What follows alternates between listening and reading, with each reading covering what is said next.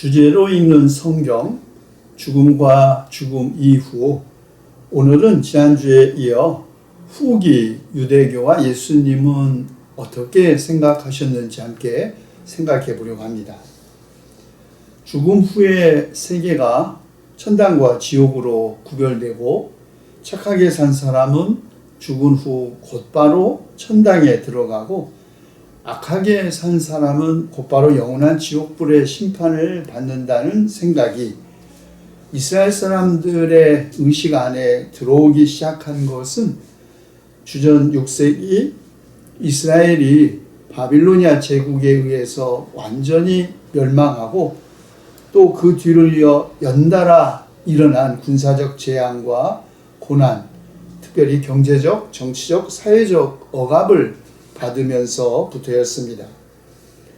기원전 6세기 예언자들은 이스라엘 백성들에게 하나님께서 멸망한 자기 나라 이스라엘을 다시 세워주실 것이라고, 다시 말해 죽음에서 부활하는 국가가 다시 살아나 위대한 다윗 왕조의 영광을 회복할 것이라고 선포했습니다. 그러나 이런 예언자들의 선포에도 불구하고 우리가 다 아는 것처럼 이스라엘은 아시리아, 바빌론, 페르시아, 마케도니아, 로마 제국에 의해 연달아 지배를 받게 되었죠. 국가의 재건과 부활을 더 이상 기대할 수 없게 되었습니다. 그때 일부 유대 사상가들은 이 미래의 부활이 국가의 부활이 아니라 개개인의 운명을 이야기하는 것이라고 믿게 되었습니다. 하나님이 정의로우시다면 의로운 자들이 겪은 고난을 보답 없이 그대로 내버려 두실 리 없다고 말입니다. 또 악한 자가 떵떵거리며 잘 살다가 죽어서 아무런 벌도 받지 않는다면 그 어떻게 공평한 일이겠습니까? 아니, 그런 일을 가만 놔두는 하나님도 공평하다고 할 수 없겠지요. 혹은 의로운 자가 하나님의 뜻을 따르다가 고난을 당하고 비참하게 죽는다면 이 또한 어찌 공정하다고 할 수 있겠습니까? 분명 우리는 이 필멸의 세상을 떠날 때에 어떤 식으로든지 보상을 받게 되지 않겠는가, 이런 생각들, 또 이런 질문들이 소위 이른바 신정론적 질문들이 제기된 것이죠. 이런 질문에 합당한 설명을 찾기 시작한 유대 사상가들이 이른바 사후 세계관을 제시했는데, 바로 그 사후 세계관이 의경인 에녹일서, 또 우리가 가지고 있는 정경 안에 있는 다니엘서 등에 잘 나타나 있습니다.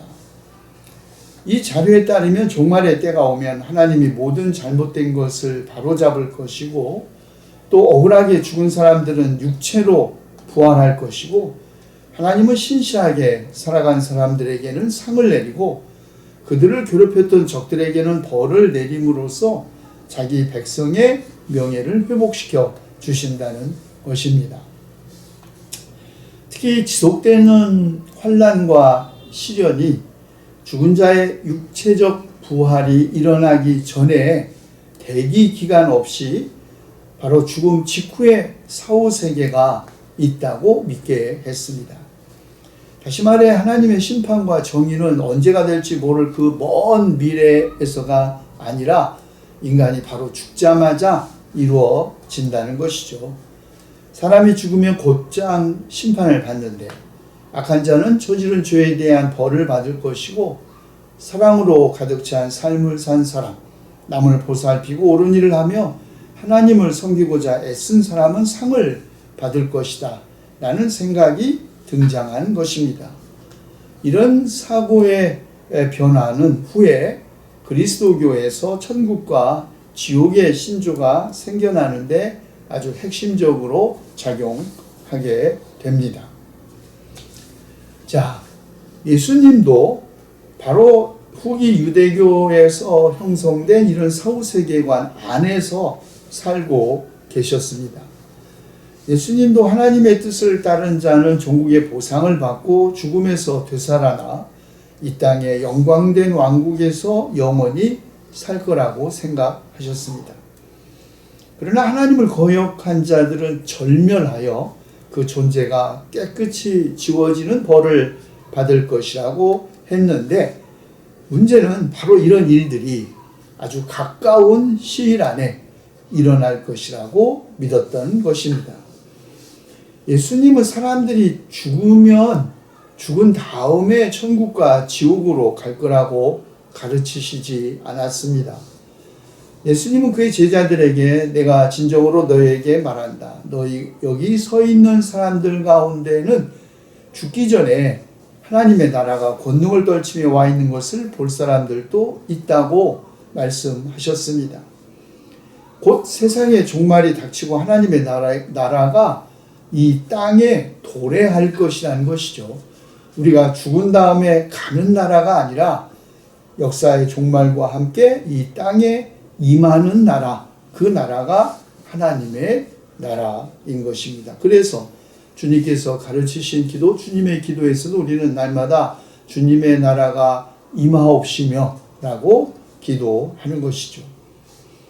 게다가 이 하나님의 나라에는 믿음 있는 유대인만 들어가는 것이 아니었습니다.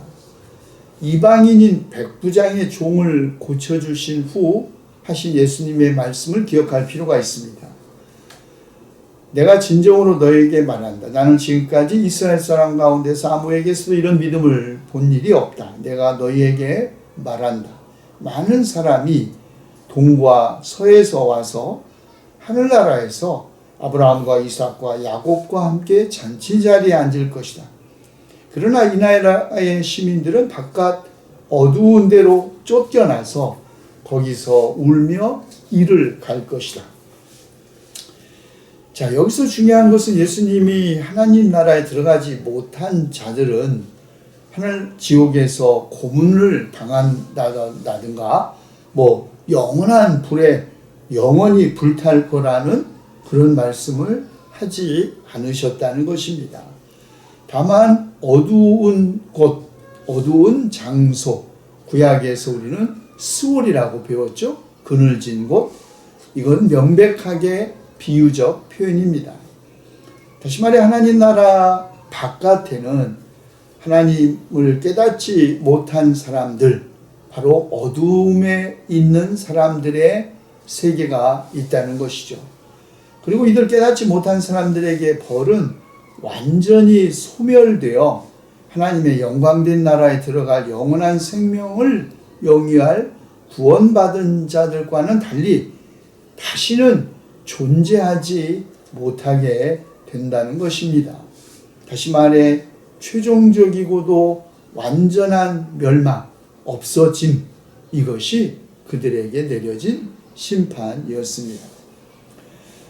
세례자 요한도 바리새파 사람과 사두개파 사람들을 향하여 독사의 자식들아, 누가 너에게 닥쳐올 징벌을 피하라고 일러주더냐. 회개에 알맞은 열매를 맺어라. 도끼가 이미 나무 뿌리에 갖다 놓였으니 좋은 열매를 맺지 않는 나무는 다 찍어서 불 속에 던지실 것이라고 말했습니다. 악한 사람들에게 닥쳐올 징벌, 그것은 지옥불에서 영원한 형벌을 받는 것이 아닙니다. 그들은 찍혀서 불에 던져질 것이다. 이렇게 표현했습니다. 찍혀서 불에 던져진 나무 어떻게 될까요? 완전히 타서 없어질 뿐입니다. 영원히 타는 것이 아니죠. 완전히 소진돼 더 이상 존재하지 않게 되는 것, 이것이 그들에게 내려진 심판입니다. 예수님이 품었던 생각도 비슷합니다. 죄인들이 맞을 최후는 절멸이라는 것이죠. 예수님은 종종 이런 절멸의 이미지를 아주 경악스럽게 묘사하여 하나님 나라에 들어가지 못한 죄인들이 죽임을 당할 뿐 아니라 제대로 된 땅에 묻히지도 못할 거라고 말합니다. 지난 시간에 말씀드렸듯이 고대인들은 죽음 그 자체를 두려워한 것이 아니라 예의를 갖추어 절차에 따라 장례의 예식을 통하여 묻히지 못하는 것을 죽음 그 자체보다 더 심각한 고통스러운 일이라고 생각했습니다. 고대 사회에서 그것이야말로 인간이 당할 수 있는 최악의 운명이었죠. 그런데 그보다 더 심한 것이 기다리고 있는데, 예수님은 죄인들이, 이스라엘 사람들이 상상할 수 있는 가장 불결하고 역겹고 저주받은 공간, 장소, 게헨나라는 골짜기에 버려질 것이라고 합니다. 여러분은 다른 사람을 미련한 놈이라고 부른 자는 게헨나에 던져질 것이라는 예수님의 경고를 기억하실 것입니다. 게헨나는 앞서 설명드린 것처럼 예루살렘 성 외곽에 있는 불경한 골짜기, 옛날에는 인간을 희생제물로 바치기를 요청했던 몰렉 우상에게 인간을 희생제물로 바쳤던 그 이교도의 신성모독적인 장소. 그래서 이스라엘 사람들은 죽은 주인 없는 사체 혹은 동물들의 사체도 그곳에 버려 불태워 버렸던 것입니다. 화장터였죠, 일종의. 그래서 게헨나는 하나님에게 버림받은 공간이었지 영원한 불고문을 받는 지하세계나 혹은 지옥을 의미하는 것이 아니었습니다. 예수님의 사후세계에 대한 생각을 잘 보여주는 또 다른 비유는 양과 염소의 비유입니다. 마태복음 25장에만 나오는 이 최후의 심판의 비유는 모든 민족이 다 심판을 받게 된다는 것이죠. 그런데 그 심판의 기준, 가난한 나그네, 병들고 감옥에 갇힌 사람들을 돌보느냐 돌보지 않느냐에 있다는 것. 형제자매 가운데 지극히 보잘것없는 사람에게 하나에게 한 것이 곧 하나님에게 한 것이라는 것. 아버지께 복을 받을 의인과 저주받은 악인들로 분리된다는 것. 의인은 창세 때부터 의인을 위하여 준비한 하나님 나라를 차지하겠지만, 악인은 악마와 그 졸개들을 가두려고 준비한 영원한 불 속으로 들어가는 갈 것이라는 것. 의인은 영원한 생명으로, 악인은 영원한 형벌로 들어갈 것이라는 것입니다. 자, 그런데 이 양과 염소의 비유에서 우리가 아주 주목해야 할 것이 있습니다. 그것은 예수께서 영원한 고문과 영원한 상을 혹은 영원한 불행과 영원한 행복을 대비시키고 있지 않다는 것이죠. 예수님은 악한 자가 받을 영원한 벌을 영원한 삶과 대조하고 있습니다. 삶의 반대는 고문이나 형벌, 불행이 아니라 죽음이죠.